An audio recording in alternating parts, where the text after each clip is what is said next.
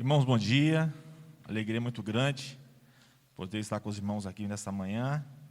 Nós vamos estar meditando na carta aos Filipenses, capítulo 3, versículo de 1 a 11. Leiam comigo, irmãos. Finalmente, meus irmãos, alegre-se no Senhor. Escrever de novo as mesmas coisas não é cansativo para mim, e é uma segurança para vocês. Cuidado com os cães, cuidado com esses que praticam o mal, cuidado com a falsa circuncisão. Pois nós é que somos a circuncisão. Nós é que adoramos pelo Espírito de Deus e nos gloriamos em Cristo Jesus, e não temos confiança alguma na carne. Embora eu mesmo tivesse razões para ter tal confiança, se alguém pensa que tem razões para confiar na carne, eu ainda mais. Circuncidado no 8º dia, pertencente ao povo de Israel, à tribo de Benjamim, verdadeiro hebreu, quanto à lei, fariseu. Quanto ao zelo, perseguidor da igreja, quanto à justiça que há na lei, irrepreensível. Mas o que para mim era lucro, passei a considerar como perda, por causa de Cristo. Mais do que isso, considero tudo como perda, comparado com a suprema grandeza do conhecimento de Cristo Jesus, meu Senhor, por quem perdi todas as coisas. Eu as considero como esterco para poder ganhar a Cristo. E ser encontrado nele, não tendo a minha própria justiça que procede da lei, mas que vem mediante a fé em Cristo. A justiça que procede de Deus se baseia na fé. Quero conhecer Cristo, o poder da sua ressurreição e a participação dos seus sofrimentos, tornando-me com ele em sua morte, para que de alguma maneira alcançar a ressurreição dentre os mortos. Senhor, nós oramos, nós te pedimos, ó Deus, que o teu Espírito nos dirija nesta manhã, o que vier de ti seja retido em nossos corações, e o que não vier de ti seja deixado de lado, e que o seu nome seja glorificado através das nossas vidas. É a oração que eu te faço, no nome de Jesus. Amém. Irmão, nós estamos aqui estudando a carta aos Filipenses. O apóstolo Paulo está preso, e preso ele escreve 4 cartas.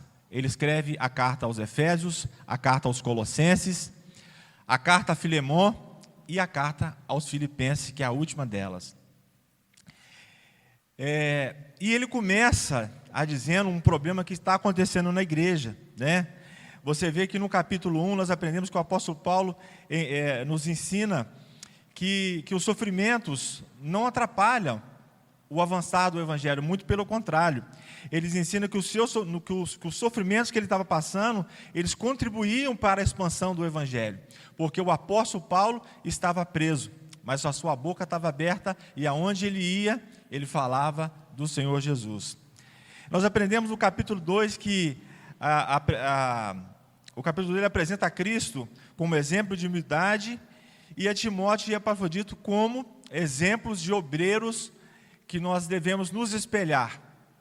E no capítulo 3, ele vem trazendo instruções preciosas para a igreja de Filipos. E no versículo 2, ele coloca para nós aqui, né? No capítulo 1, né? No capítulo 3, versículo 1, ele fala para nós aqui: escrever de novo as mesmas coisas não é cansativo para mim, e é esperança para vocês. Nos escritos do apóstolo Paulo, onde ele passa, ele menciona e ele trabalha sobre a necessidade e o perigo que a igreja corria. Por quê? Porque existiam os judaizantes, aquelas pessoas que supostamente haviam se convertido ao cristianismo, e essas pessoas queriam judaizar o cristianismo, ou seja, eles queriam que as pessoas continuassem com as mesmas práticas que havia no judaísmo dentro da igreja. E o apóstolo Paulo, ele combate essa falsa sensação de cristianismo. Então, ele fala para nós: falar as mesmas coisas para vocês, para mim não é cansativo. Por quê? Porque o apóstolo Paulo, ele menciona de uma forma bem clara, em Romanos capítulo 2, do versículo 25 a 30, ele trata de uma forma bem explícita do problema que ele está tratando aqui na carta aos Filipenses, no capítulo 3. Ele fala na carta aos Colossenses, e de uma forma muito clara também, combatendo essa judaização dentro da igreja. Ele fala a carta aos Gálatas, que é um compêndio de combate a essa judaização também. Então o apóstolo Paulo, novamente no Evangelho, na carta aos Filipenses, ele repete as mesmas coisas. Falar as mesmas coisas para vocês, para mim não é cansativo. E nós seguimos aqui sobre o perigo que ele orienta a igreja. Ele fala, cuidado com os cães. E Paulo, de uma forma colérica que ele também não deixa de deixar um pouquinho do o seu ar de deboche aqui, escrevendo aos Filipenses. Ele fala, cuidado com os cães. Cães era a palavra que ele está usando de forma pejorativa, porque é assim que os judeus chamavam os gentios, né? A oração do judeu é essa: Senhor, obrigado por não ter nascido cachorro. Senhor, obrigado por não ter nascido gentio. E ele usa essa palavra aqui agora. Ele fala, cuidado com os cães, cuidado com os falsos obreiros, ou cuidado com aqueles que praticam o mal, cuidado com a falsa circuncisão. A gente percebe aqui, é muito difícil a gente crer nesses adjetivos que o apóstolo Paulo usa para essas pessoas, que eram cristãos dentro da igreja. Esse é o grande pior, eram pessoas que estavam dentro da igreja, mas não tinha nada de cristãos. O apóstolo Paulo trata ele com uma dureza muito grande. Ele fala, cuidado com os cães, cuidado com os maus obreiros, cuidados com a falsa circuncisão. E ele continua mais. E havia dentro deles, desses homens, uma falsa esperança.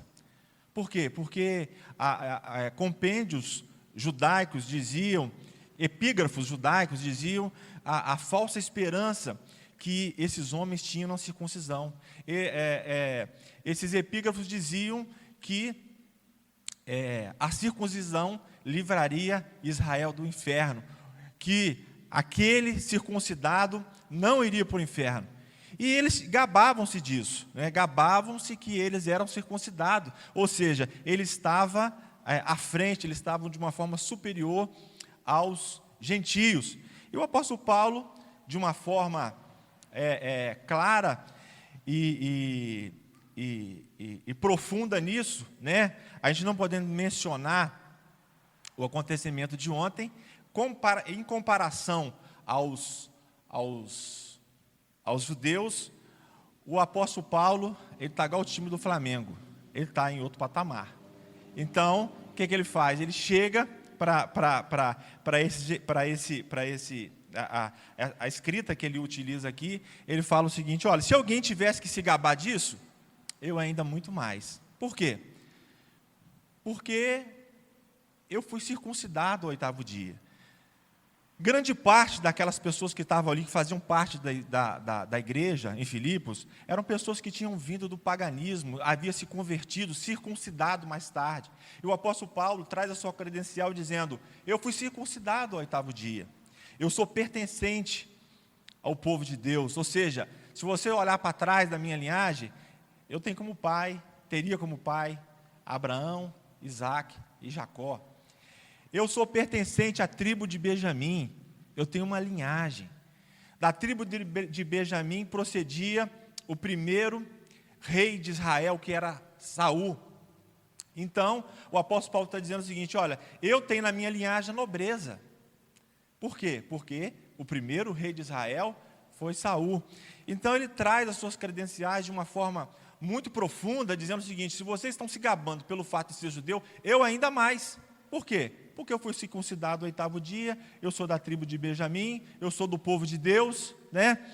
E ele continua mais dizendo, embora eu mesmo tivesse razões, no versículo 4, para ter tal confiança, se alguém pensa que tem razões para confiar na carne, eu ainda mais. Versículo 5, circuncidado ao 8º dia, pertencente ao povo de Israel, à tribo de Benjamim, verdadeiro hebreu, quanto à lei, fariseu. Ele está dizendo assim, que verdadeiro hebreu, ou seja, de pai e de mãe, na sua genealogia, trazendo os pais, os avós, todo mundo era judeu, ou seja, eu sou o puro sangue do judaísmo. Eu teria todas as condições de me apegar nisso e me levar isso como se isso fosse lucro de alguma coisa para mim. E ele fala mais lá no versículo 7. Mas o que para mim era lucro, passei a se considerar como perda, por causa de Cristo. Mais do que isso, considero tudo como perda, comparado à suprema grandeza do conhecimento de Cristo Jesus, meu Senhor, por quem perdi todas as coisas. Eu os considero como esterco para poder ganhar a Cristo. Ele está dizendo o seguinte: olha, isso tudo pode ser importante para vocês. Isso tudo pode ter grande valor para vocês, mas isso tudo não vale nada. Isso tudo que vocês acham, ou eu poderia me gabar de ser uma coisa grandiosa, isso para mim não tem valor algum, porque assim como está lá no Evangelho de Mateus, quando ele fala sobre aquele homem que procurava uma pérola de grande valor e, tendo encontrado, ele vende tudo o que tinha para poder possuí-la. E o apóstolo Paulo havia encontrado o Senhor Jesus.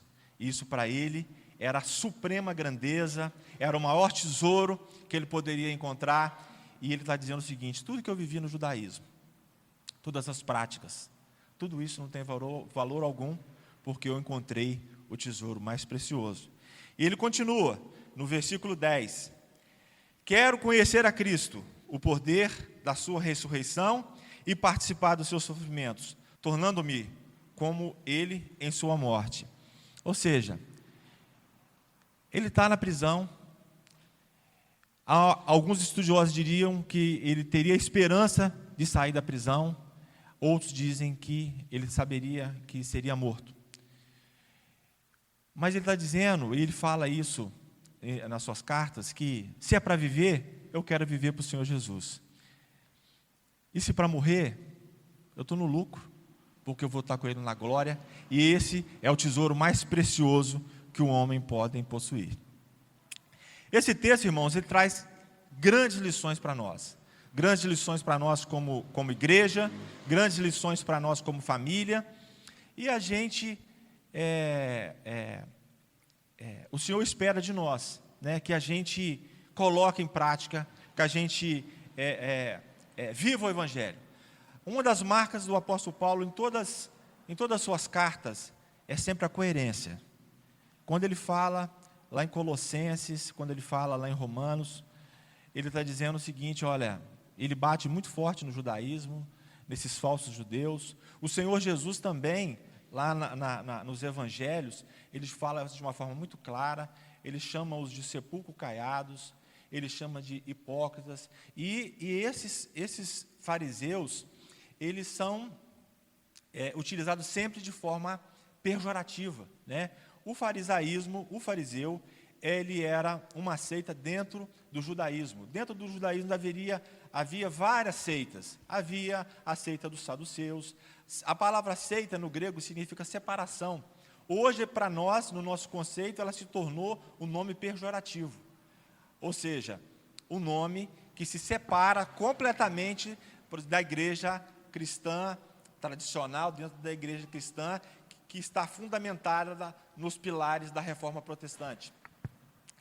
Mas, nesse caso aqui, o grande problema, e o Senhor Jesus bate fortemente neles, e fala exatamente isso, falava que eles não entravam no reino dos céus e não permitia que outras pessoas entravam. Eles eram um entrave para que as pessoas viessem a conhecer a Jesus.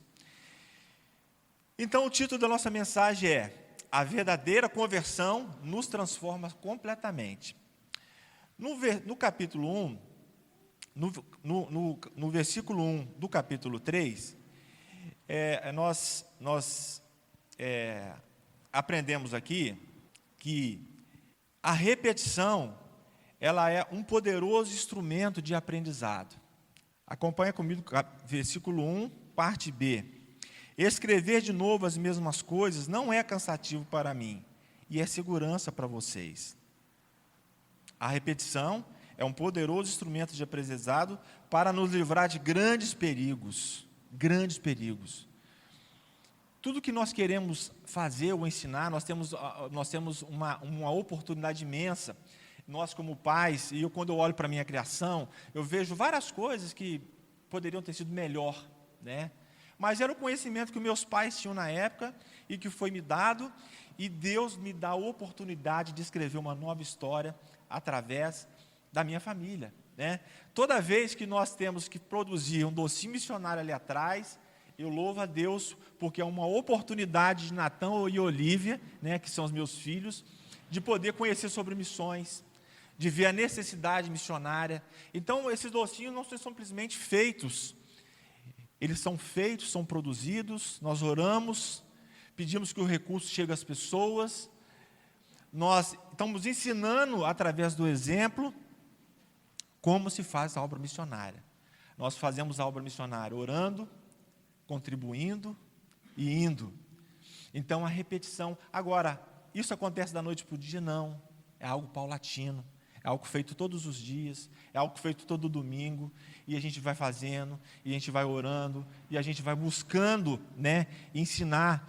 Às vezes, os pais deixam de trazer os filhos para a igreja, porque dá muito trabalho trazer criança. Quem olha para o Natão hoje com 15 anos, quase que um santo, né, preparado, fala assim, esse menino nasceu crente. Mas não foi. Foi um trabalho, deixava o Natan na salinha com os professores, daqui a pouco a professora vinha atrás de mim, trazendo o Natan chorando, quer papai, e eu com o Natan no colo, e é um trabalho de todo domingo, de manhã e de noite, repetição, de manhã e de noite. Às vezes vão ter coisas aqui que o pastor vai repetir 1.500 vezes, a repetição, para criar hábito e entrar na mente e no coração das pessoas, repetição. Às vezes nós vemos situações acontecendo dentro da igreja, namoros acontecendo, e é importante, desde cedo, ensinar qual é o perfil de pessoas que você quer para os seus filhos. Eles vão namorar qualquer pessoa, você cria o seu filho na casa de Deus, trazendo a palavra, cria com danoninho, com leitinho, com tudo do bom e do melhor, e vai trazendo, daqui a pouco ele namora qualquer um. Qual é o nosso dever como igreja, qual é o nosso dever como os pais? O que nós estamos ensinando? Nós deixamos eu não entendia lá no passado que algumas igrejas proibiam as pessoas de ver televisão, né? E hoje em dia eu quase que concordo, né? Tem coisas terríveis. Se você não tem condição de controlar a internet dos seus filhos, se você não tem condições de controlar a televisão dos seus filhos, é melhor ela não existir. Há coisas que no passado se faziam, por exemplo, os pais se uniam e faziam o casamento dos filhos e tal, ó, eu vou trazer minha filha, eu vou trazer meu filho e tal. Hoje eu quase que concordaria com isso aí, pastor. Mas, por quê? Porque é o zelo, é a família, os mesmos princípios, os mesmos valores, e tudo é feito paulatinamente, todos os dias, doses homeopáticas, ensinando, falando, dando exemplo. Os nossos filhos estão olhando os nossos exemplos, aquilo que fazemos, e a forma de nós ensinarmos, falar a mesma coisa. O apóstolo Paulo não se cansa de repetir a mesma coisa. Aonde ele podia, aonde ele viu o problema, ele repetia. Não me canso de repetir as mesmas coisas. Nós precisamos, como igreja, e quando eu falo igreja, existe a igreja coletiva, somos nós que estamos reunidos aqui, e existe a igreja, que é cada um de vocês. Aonde você está, a igreja vai junto. Você sai de férias, a igreja vai junto. Você está dentro de casa, a igreja está junto. E tem valores e princípios que você precisa de trabalhar, ensinar dentro da sua casa. Aonde você vai, a igreja vai junto com você. Você precisa de ratificar valores e princípios na educação dos seus filhos, verdades bíblicas, eternas, profundas, que você não precisa deixar para aprender na igreja. Você ensina dentro de casa. Você ensina dentro de casa. Crer no Senhor Jesus como o único Salvador da sua vida, o único suficiente Salvador. Os pilares da fé protestante que nós dizemos hoje, que só a graça, só a fé, só Cristo, só as Escrituras e a glória do Senhor. Nós podemos ensinar isso dentro de casa. para a glória de Deus. Tudo que fizermos para a glória de Deus. Nós só há um mediador entre Deus e o homem, Jesus Cristo o justo. Nos últimos tempos, eu tenho visto até em alguns lugares, pessoas que estão orando a Deus, mas não usam Jesus como seu mediador. Isso é um erro teológico gravíssimo. Ele é básico, mas ele é gravíssimo. Porque nós oramos a Deus no nome de Jesus. Isso é princípio que se aprende dentro de casa. A salvação pela graça mediante a fé. Ou seja, nada, eu não posso fazer nada. Aquilo que depende de mim, eu faço, mas aquilo que depende de Deus, é Deus que faz. Então, aquilo que compete a mim fazer, a eu fazer como pai, como família, eu faço porque compete a eu fazer. Repetição, ensino, exemplo. Eu vou dar um exemplo meu básico, como importante. Eu me converti mais tarde, já estava casado, inclusive. Mas eu, com 8 anos de idade, minha mãe começou a frequentar uma igreja metodista que tinha na minha cidade, lá em Guarani. E eu, com 8 anos de idade, naquele período ali, ela ia para a igreja, me levava. E nós ficamos ali mais ou menos 1 ano. Irmãos, como aquilo foi muito importante para a minha vida. Parece ser muito pouco tempo. Mas eu tenho os hinos cantados naquela igreja na minha cabeça até hoje. Não saíram da minha mente.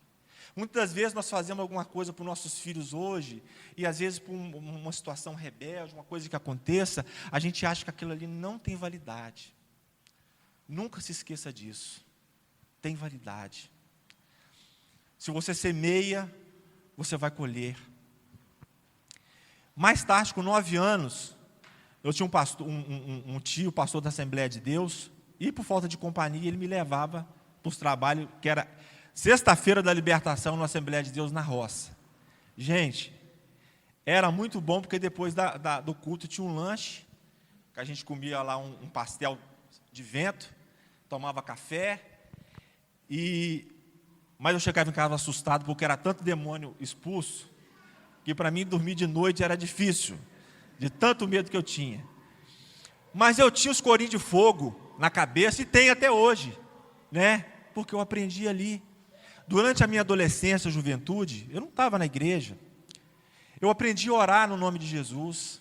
Eu não tive apego à idolatria. E eu tinha meus hábitos de oração mesmo, não tinha noção do que era evangelho. Porque eu orava no nome de Jesus. Eu vivi aquele tempo ali, que vivi afastado, né, do evangelho, mas aquela semente ficou. E eu lembro do meu tio cantando: fogo no diabo da cabeça aos pés. Quem tem fogo santo é Jesus de Nazaré. E aquilo não saía da minha cabeça. Eu passava por dificuldade, aperto, e eu lembrava daquele corinho de fogo. Eu lembrava que Jesus é o único mediador entre Deus e um homem. E assim eu passei 1 ano quase com meu tio, indo para esse culto de libertação. E foi muito bom. Como foi bom. A repetição é um poderoso instrumento de aprendizado. Segundo ponto, o Senhor nos chama para um profundo relacionamento, e que esse relacionamento gere os frutos de dentro para fora. O apóstolo Paulo agora, como um pai zeloso, como pastor, aquele que tinha fundado a igreja de Filipe, ele traz para nós algumas advertências no versículo 2.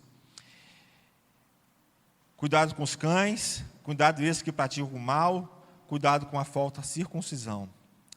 Versículo 3 e 4. Pois nós é que somos a circuncisão, nós que adoramos pelo Espírito de Deus, que nos gloriamos em Cristo Jesus, e não temos confiança na carne. Embora eu mesmo tivesse razões para ter tal confiança, se alguém pensa que tem razões para ter tal confiança na carne, eu ainda mais. O apóstolo Paulo nos exorta, porque aquelas pessoas que faziam parte da liderança, eles estavam totalmente confiantes na circuncisão, na falsa esperança da circuncisão. Então o apóstolo Paulo, de uma forma muito bem clara, ele fala assim: cuidado com esses que praticam mal, cuidado com falsos obreiros, cuidados com os da falsa circuncisão, ou com os da circuncisão. Ele traz para nós o perigo de nós nos apoiarmos em experiências exteriores. Ele traz para nós o perigo de nós nos apoiarmos nessa prática que nós temos, que é consequência daquilo que o Senhor fez em nós, que fez na nossa mente e que fez em nosso coração. Ele traz para nós o perigo de nós confiarmos nesses atos exteriores como se fosse a base de um relacionamento com o Senhor. E é um perigo para nós nos dias de hoje, nós acharmos que somos falsos ou que temos um relacionamento profundo com o Senhor porque nós vimos na igreja. Que nós temos um relacionamento com o Senhor porque nós somos batizados. Que nós participamos da ceia. Cuidado. Cuidado com a falsa expectativa, com a falsa aparência, que tudo isso faz parte para aquelas pessoas que tiveram uma experiência com o Senhor. Porque você pode vir à igreja, você pode participar da ceia, você pode carregar uma Bíblia e não ter um relacionamento profundo com o Senhor. Você pode vir à igreja e não conhecer o Senhor. E ele fala para nós, cuidado, muito cuidado, para que os atos exteriores que nós fazemos sejam uma falsa impressão. E às vezes nós podemos querer enganar nós mesmos, mas nós não enganamos. Eu já era casado, frequentava a igreja e era batizado, mas eu não era crente. Eu não havia me convertido, ou melhor, o Senhor não havia me alcançado. E uma vez, ouvindo a palavra já dentro da igreja, e perguntaram para mim assim, se Jesus voltasse hoje, o que seria da sua vida? Naquela hora ali, é como se o Espírito Santo tivesse chegado e tirado o tampão dos meus ouvidos, de um lado e do outro.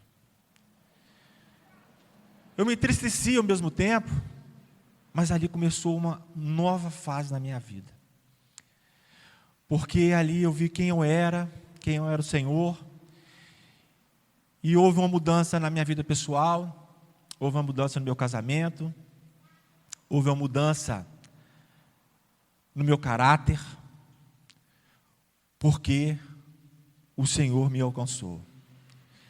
Eu já havia até me batizado, passado pelo batismo, eu ceiava na igreja, mas eu não era crente.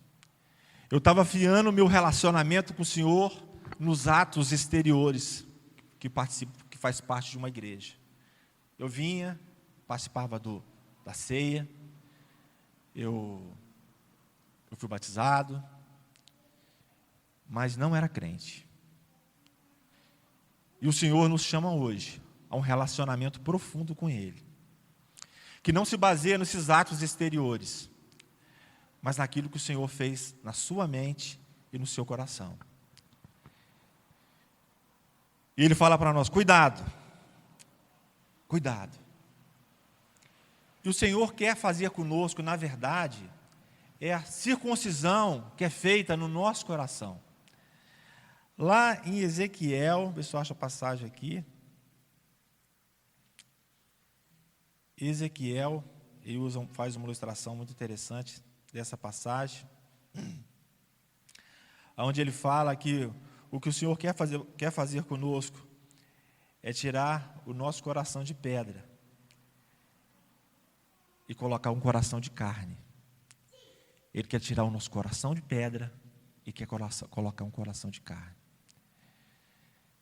Um coração a pedra, a água bate, e um dos exemplos e uma das ilustrações que a palavra de Deus, que a Bíblia nos usa, sobre a água da vida, é a palavra de Deus. Por isso que lá em Apocalipse, quando o apóstolo João escreve Apocalipse, na direção do Espírito Santo, ele fala o seguinte, quem tem ouvidos para ouvir, ouça. Muitas das vezes, um coração endurecido, a água da vida bate e ela escorre. E quando o coração ele é transformado, a água da vida ela entra no coração como uma esponja. A palavra de Deus é pregada, e ela é absorvida no coração, e ela gera mudanças no nosso comportamento, ela gera mudanças na nossa vida, ela gera mudanças no nosso comportamento. Nós vamos, a partir do momento que a água da vida ela entra, o relacionamento de pais e filhos tem que ser diferente, o relacionamento entre marido e mulher é diferente, o relacionamento entre amigos, entre igreja, e o relacionamento entre o mundo é diferente, porque a partir da entrada da água da vida, operada pelo Espírito Santo, há uma transformação. E o apóstolo Paulo fala isso de uma forma muito clara. O apóstolo Paulo, se vivesse nos nossos dias hoje, eu acho que ele nem entraria na igreja. O apóstolo Paulo, pelas suas atitudes, pela maneira que ele encarava o judaísmo e o farisaísmo, ele seria um homem hoje que ele não entraria, ele seria comparado hoje a um membro do Estado Islâmico, de tanto sério que ele levava a sua religião. Mas ele narra para nós, lá em Atos dos Apóstolos, capítulo 9, narra a conversão do apóstolo Paulo. O apóstolo Paulo está indo para Damasco com o propósito de trazer cristãos presos, e naquele momento ele encontra com o Senhor. Ele fala assim: Senhor, quem és tu, Senhor? E o Senhor Jesus responde: eu sou Jesus, a quem tu persegues, Paulo. Então, o encontro de Jesus com Paulo gera duas ações para aquelas pessoas que têm um encontro com o Senhor Jesus, que é fé, obediência e movimento. O encontro do apóstolo Paulo com o Senhor Jesus trouxe movimento. E o Senhor Jesus falou com ele: levanta-te. Quem tem um encontro com o Senhor Jesus não fica da mesma forma que tem. As práticas são diferentes. Não tem como você ter um encontro com o Senhor Jesus, a sua vida continua da mesma forma. Não há essa possibilidade. O encontro com o Senhor Jesus, ele gera movimento. O apóstolo Paulo saiu dali e foi até a casa do Simão Curtidor, e depois ele enviou Ananias e orou por ele, e aí começa um movimento de transformação na vida do apóstolo Paulo. O Senhor nos chama para um profundo relacionamento com Ele, não baseado em atos exteriores, mas baseado na transformação do nosso coração, quando Ele quebra o coração de pedra e coloca um coração de carne. Versículo ponto 3, a nossa fé, ela é pessoal, intransferível e insubstituível. Quando nós olhamos a história do apóstolo Paulo, ela é a história do apóstolo Paulo. Ela não é nem a minha e nem a sua história. Cada um tem que ter o seu momento. Aquilo que o seu pai, a sua mãe, o seu avô, o seu bisavô viveu, é uma experiência deles. Eu quero contar uma ilustração do bisavô de Josi, trisavô do Natan.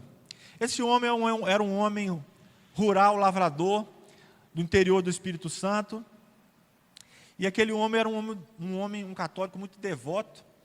Ele tinha um altar em casa, com todas as imagens que você possa imaginar. E um dia aquele homem saiu para a lavoura, levou sua família, e quando ele chegou em casa, ele encontrou a sua casa queimada. Uma vela que estava em cima da mesa tombou sobre aquela mesa e pegou fogo em toda a casa. Aquele homem, quando chegou em casa, encontrou aquela casa queimada, a família desesperada, ele falou: não fique triste. A partir do próximo domingo, nós iremos frequentar a igreja dos crentes na cidade, Igreja Batista. E no próximo domingo seguinte, chegou ele com seus 7 filhos, a sua esposa. Se fosse uma igreja pequena, ela ficaria cheia, porque 9 pessoas que chegam dentro de uma igreja já faz uma mudança enorme.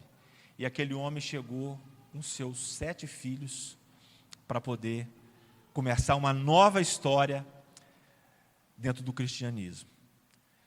Daqueles 7 filhos, 2 se tornaram pastores.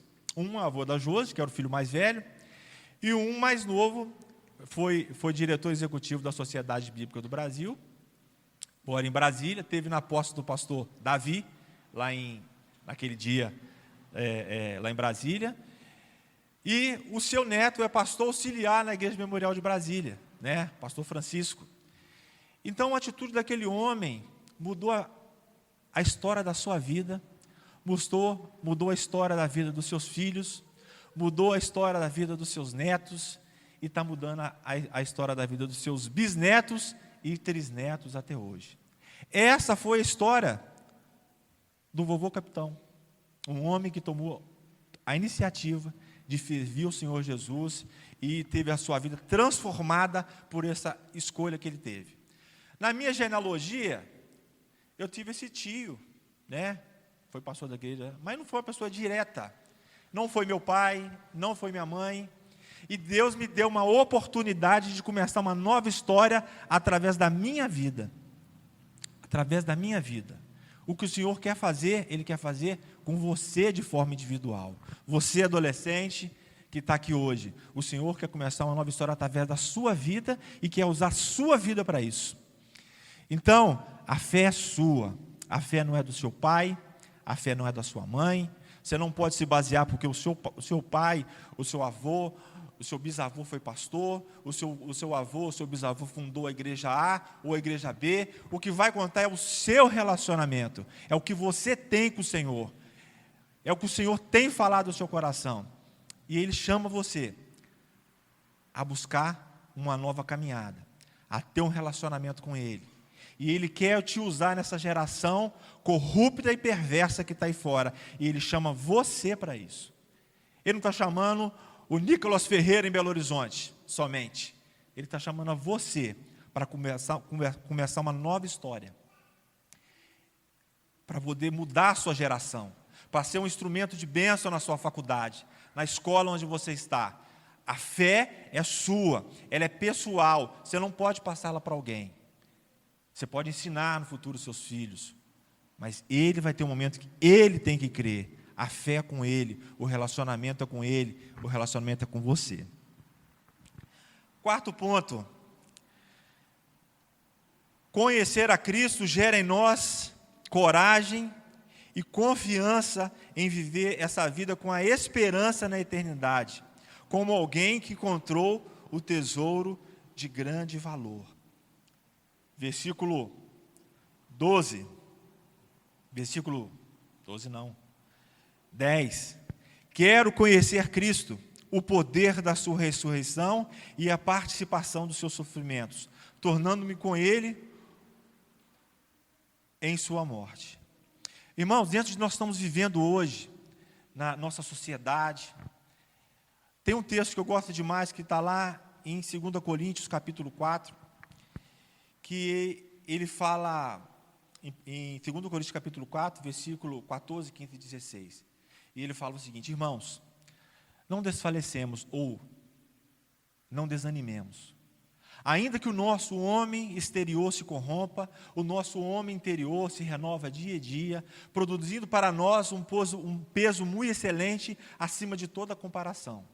Não tentando nós para as coisas que se veem, mas para o que não se vê. Porque o que se vê é temporal, mas o que não se vê é eterno. Irmão, se nós tivermos nossos olhos hoje agarrados dentro dessa pandemia, dentro das pessoas que essa pandemia tem levado, pessoas queridas, amadas, perto, se os nossos olhos estiverem somente nas coisas temporais, se os nossos olhos estiverem nas enfermidades que a gente está sujeito a passar, nós estamos sujeitos ao tempo. Nós vamos envelhecer, nós estamos sujeitos à enfermidade, nós estamos sujeitos à pandemia. Mas o Senhor nos convoca nessa manhã que os nossos olhos têm que estar na eternidade. E esses olhos na eternidade ele só vai acontecer se você tiver um relacionamento com o Senhor. Só vai acontecer se você tiver um relacionamento com o Senhor. E nós possamos dizer, se é para viver, eu quero viver para Jesus. Mas se eu morrer, é lucro, que eu vou estar com Ele. É ter essa convicção diante disso, porque nós estamos sujeitos à pandemia. Ninguém é super-herói. Ninguém é super-herói que não corre esse risco de passar por isso. Está morrendo crente, está morrendo descrente. Mas Ele convoca e nos chama. Que os nossos olhos, Ele tem que estar na eternidade. A nossa fé ela tem que estar baseada num relacionamento profundo com o Senhor Jesus. A nossa fé não pode estar baseada simplesmente em vir à igreja. Eu não vou dizer nem que eles têm muito pouco, isso não é nada. Porque a igreja ficou fechada, mas a igreja continuou em cada lar. A igreja continuou aonde você estava, a igreja estava presente. Então não vai ser igreja fechada, não vai ser você vir à igreja que vai te fazer uma pessoa com maior relacionamento com o Senhor. É no dia a dia. É no coração aberto. É nas lágrimas. É na confissão de pecado.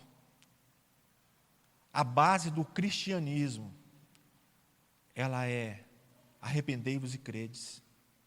Não existe um relacionamento com o Senhor Jesus onde não há arrependimento. Aonde eu apago o velho homem e começo uma nova criatura. E assim ele fala lá, em Coríntios capítulo 1. Aquele que está em Cristo, nova criatura é. As coisas velhas se passaram, eis que tudo se fez novo.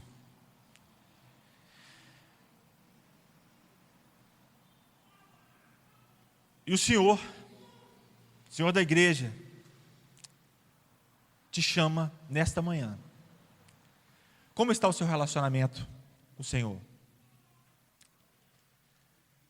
Como está o seu relacionamento com o Senhor? Em quem você tem colocado a sua fé? O Senhor te chama a um relacionamento pessoal com Ele. O Senhor te chama a você não se apegar nos efeitos exteriores, nas práticas exteriores. Eu venho à igreja, eu participei da ceia, tem uns que chamam até de Santa Ceia. O Senhor convoca você a aplicar mais na sua palavra, conhecer mais a palavra do Senhor. O Senhor te chama para um relacionamento de movimento, que você não fique estagnado aonde você está. Às vezes você desejou caminhar, você que pode estar me ouvindo através de um áudio, e você quer entregar a sua vida para Jesus. Abra seu coração onde você estiver e fala com Ele: Senhor, eu me arrependo dos meus pecados, eu quero um novo relacionamento com o Senhor. Eu quero passar a eternidade do seu lado. Se nós olharmos, irmãos, somente para esse momento aqui que nós estamos vivendo, por isso que é tão desesperador aquele que não conhece Jesus. Eu tenho visto depoimentos de pessoas que estão internadas, de pessoas que passaram pelos hospitais, e o quanto foi desesperador pensar na morte. Mas esse não deve ser o nosso medo. Esse não deve ser o nosso medo. Porque a promessa para nós é que os nossos olhos não devem estar nesse mundo visível. Não está naquilo que se vê, mas para aquilo que não se vê. Porque aquilo que se vê é temporal, isso vai passar. Mas o que não se vê é eterno. Que os nossos olhos possam estar no Senhor. E a fé em Cristo nos caminhará para a eternidade. Você que é pai, que é mãe, você que é aluno, você que está presente, você que me ouve, não desanime. Se você muitas das vezes não consegue guardar os versículos, saber onde está aquele texto, porque o Espírito Santo, que começou a boa obra, Filipenses capítulo 1, versículo 6, ele há de completá-la na sua vida. O Espírito Santo há de trazer para você, no seu coração, a palavra dele. Vamos fechar nossos olhos. Senhor nosso Deus e nosso Pai, nós louvamos pela Tua palavra nesta manhã. Ó Deus, que ela encontra ela encontre um coração fértil, um coração tenro, que a sua palavra, Senhor, possa germinar os nossos corações e que possa trazer movimento, que nós possamos ter um novo caminhar. Ó Deus, no nome de Jesus, que a nossa fé, ela possa estar alicerçada no relacionamento que nós temos com o Senhor, que nós possamos ser crentes direcionados pelo Teu Espírito, que nós não venhamos, Senhor, ter crentes que nos baseamos em fatores exteriores, em ações humanas, que nós não venhamos ser crentes apegados a ritos somente por ter. Nós possamos cumprir os ritos sim, mas por gratidão ao Senhor, porque o Senhor nos salvou, porque o Senhor nos regenerou, nos redimiu. E como somos obedientes ao Senhor, nós participamos da ceia do Senhor até que o Senhor volte. Que nós possamos, ó Deus, ser mais crentes no Senhor Jesus. Aumenta a nossa fé, tira o nosso desânimo, coloca em nós a coragem de falar do Teu amor aonde estivermos, que nós não venhamos perder a oportunidade aonde o Senhor nos coloca. O Senhor tem propósito para nós, que nós como igreja podemos assumir o nosso compromisso diante do Senhor, que nós como famílias possamos assumir o compromisso diante do Senhor e não retroceder, não voltar, porque o Senhor nos chama e o Senhor nos convida para a eternidade. Toma cada irmão, irmã que entrou aqui essa noite, toma cada adolescente que está aqui, cada criança. Obrigado a Deus pelas crianças que têm vindo à Tua igreja, ouvido a Tua palavra. Toma cada família em Tuas mãos, toma nossa igreja nas Tuas mãos, que continuamos cada vez mais comprometidos em falar a Tua verdade e a Tua palavra. Abençoa, Senhor, as nossas vidas, abençoa, Senhor Deus, a nossa igreja, e fazemos agradecido por tudo que o Senhor tem feito e por tudo que o Senhor há de fazer, no nome do Senhor Jesus. Amém. Amém. Amém. Amém. Amém. Amém. Amém. Amém.